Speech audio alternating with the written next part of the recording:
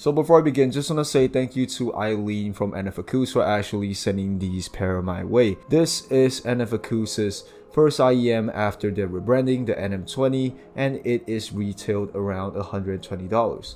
Whether this is good or not, let's talk about it.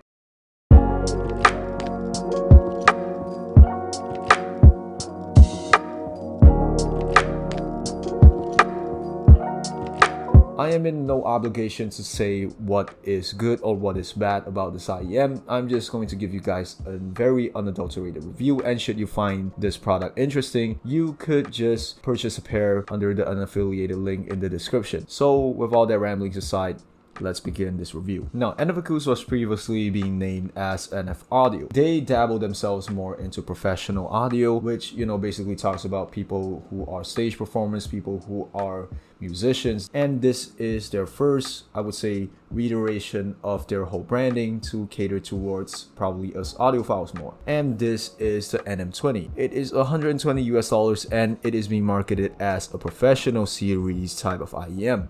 And what I'm going to talk about later will actually make sense. But regardless of that, first, let's talk about the unboxing, because y'all know my shtick. And I can't remember how long I haven't unboxed things. So the NM20 comes in the sleeve where, it just basically talks about the NM20 and, a few basic things.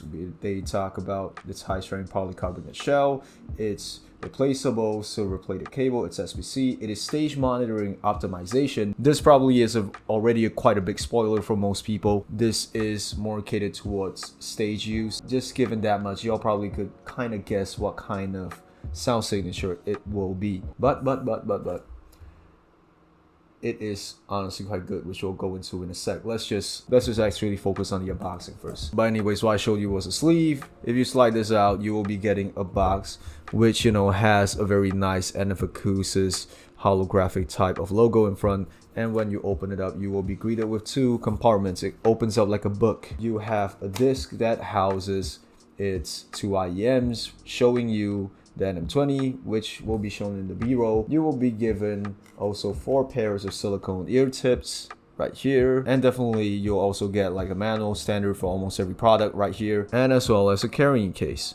Inside the carrying case houses 2 things. It's SPC cable and also another thing. Considering that this thing is for stage use, they also provide you with a 3.5mm to 1/4 inch jack. Definitely, I'm not going to complain about having no 4.4 because when you are performing, most people are just using 1/4 inches to 3.5mm. So there's that. And also, just like what I said just now in the intro, in terms of the build, this thing is just a very simple SPC. We do not want bulky cables. We just want light cables when we are performing. In terms of its light polycarbonate shell, it is quite light and it does look quite appealing. Props to them for making this look solid, feel very solid. It does not really take any points away in terms of the build quality. And in terms of its fit, honestly, I quite like the fit, mainly because of, again, the head shells are very light, and second of all, the ear hooks are being done quite well. Like, even if you see it right here right now, the hook is quite curved, but when you are hooking it towards your ear, it really locks it up in place very well. Like, even if I don't have any ear tips right now, it still fits very, very perfectly. It nestles around your ear very, very nicely, and there's no pressure. After listening to this for almost like 15 hours, I think my longest session was like 3 hours. I don't really feel anything, so props to NF ACOUS for actually nailing this. And with all that being said, let's actually touch a little bit about the sound. This is gonna be a little bit different due to the fact that this thing is a monitoring IEM and conveniently it's in 3.5mm. I just directly plugged this into my Mac as a source, so there will be no use of any external dongle DAC. So the MacBook's internal DAC by its own right is honestly quite neutral. So in a sense, we get to have one of the least biased audio quality review. I don't know how to continue the sentence. Why can't I talk? But anyways, this is the graph, and in general, the NM20 is just a mild V-shaped tuned IEM. Maybe we could say it's Harman, maybe not. I feel like the mid bass is a little bit too lean to call it Harman. Yeah, mild V-shape with quite significant upper mids to treble emphasis. And during first listen, like, I actually try my best to not know anything, despite the fact that, I just saw the professional series.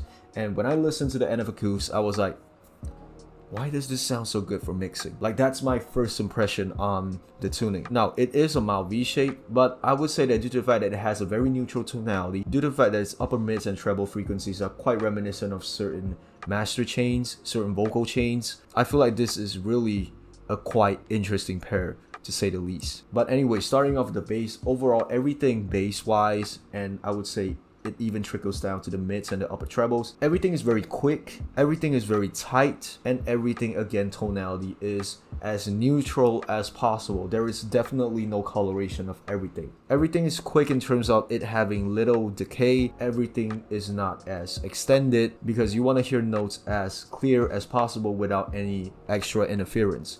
So presence of the sub bass is subtle when it's subtle, and it's very overwhelming when it's overwhelming, mainly because this thing is trying to present you everything in its most raw form. The rumble is on the more leanish side. It is very transparent and very clinical in terms of its texture, and it could be as smooth as it wants to, and it could be as gritty as it wants to based on the mix.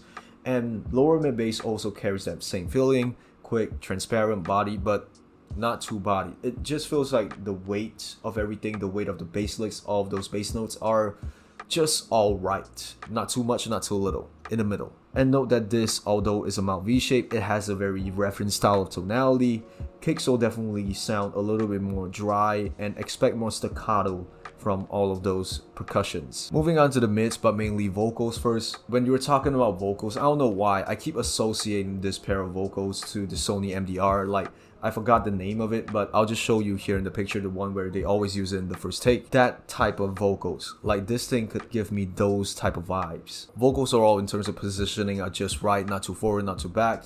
And in terms of its presentation, overall it has quite a flat but a quite crisp presentation, essentially more of a treble profile, regardless if you're male, if you're female vocals. But in general, that's how I would say most people would prefer their stuff to be mixed, hence why they would present it in this way. And in terms of the perspective of a performer, I would definitely want something to have more treble so that I can notice things more when I'm performing. When you're being overwhelmed by bass, when you're being overwhelmed by mids, you want something to actually stand out. And male and female vocals, both of those definitely have the same amount of body, they have the same amount of maturity, but maybe female vocals have slightly more body. And definitely this is more subjective. I like treble sounds like this. Some people might call it a little bit shouty. I feel like it's definitely still alright. It has the energeticness, but it maintains the compression to that point. It does not clip. It does not give me sibilance. It does not give me the...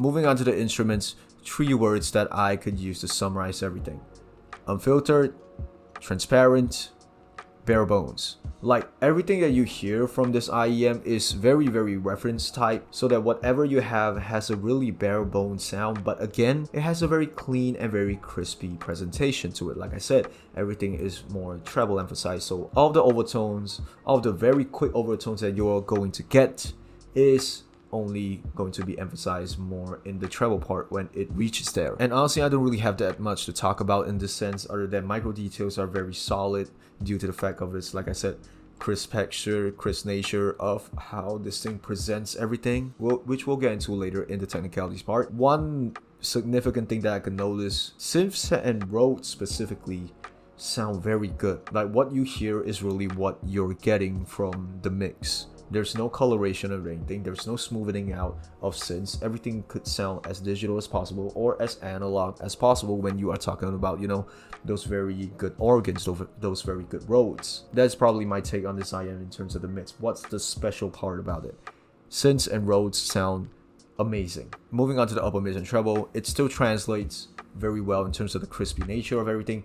Hats, right cymbals are as energetic as the player portrays, bright, high energy, crispy, but with no fatigueness or sibilance from what I could see. Some people do say that it's slightly peaky. I feel like it's still alright in my books. And one more thing, like I mentioned, this thing, like I said just now, has minimal extension, minimal decay. So this pair, again, like I said, is meant for mixing. We get it. We get why it's being tuned this way. But if you don't like an airy pair, I wouldn't say this is a deal breaker. So if you have the chance, just take a listen to this. I've tried a few metal tracks on this, trying to see if it's fatiguing or not to listen to, and I can confidently say it is not fatiguing. Everything just sounds quite good, but still being packaged in a way where it is not too much. And last but not least, moving on to the technicalities. Dynamics in general is very good. There is no issue with the volumes whatsoever. You do occasionally get that one slight problem where, you know, since this is a reference type of IEM in terms of its tonality, you might occasionally feel like it's a little bit bland.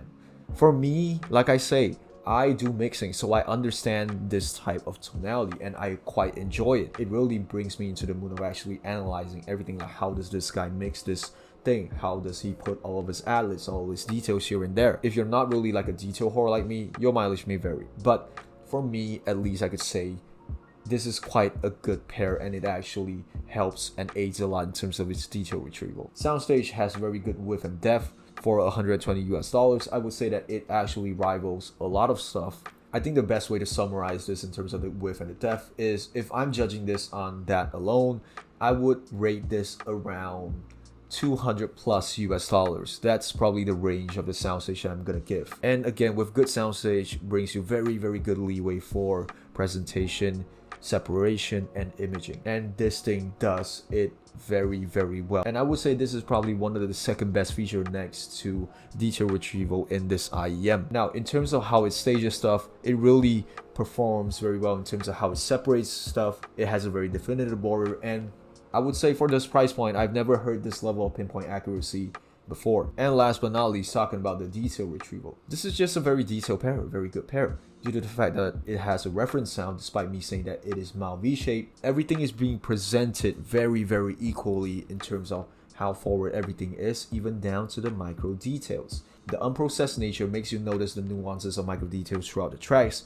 and again, like I say, it has a slight trebly emphasis, a slight treble flare of everything. So all of those very nuances of the details just shine out. It is that amazing. So in conclusion, this thing is definitely not your conventional V-shaped tuning. I wouldn't say that this thing is being leaned so far away that you could call it niche tuning, but think of this kind of like an EJ07 type of thing, except it is a light version of it. This thing by its own right is a very interesting pair to listen to, and for $120 I can confidently say that I could recommend this for people who enjoy music more than, you know, an average guy who just needs an earphone. If you actually appreciate music, I think the NM20 actually could be catered to you. And just putting it on the record, I usually use my XBA H3s to mix stuff when I'm, you know, doing songs and stuff. I might actually replace them with this, because this thing is even more reference grade sounding than the XBA H3s, despite XBA H3s having slightly more of a smoother and more 4K resolution.